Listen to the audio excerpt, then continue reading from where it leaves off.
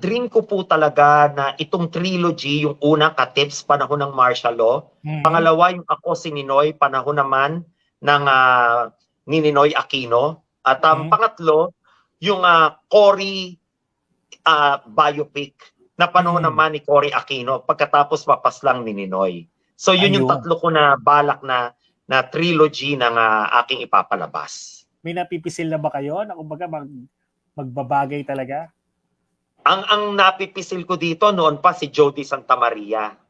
So siya yung parang noon pa gustong-gusto kong i-offer sa kanya yan. Kaya lang hindi pa kami nagkaroon ng pagkakataon na magkakilala.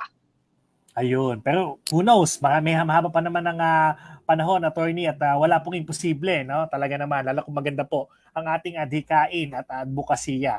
Attorney Vince, kaya Jigo, kapag pumayag si Jody, pag pumayag si Jody, dito niya unang narinig sa yung programa. Yes, siguro pwede natin balikan itong guesting ko dito at dito ko talaga unang nasabi na si Jody Santa Maria ang talagang gustong-gusto ko. Yes.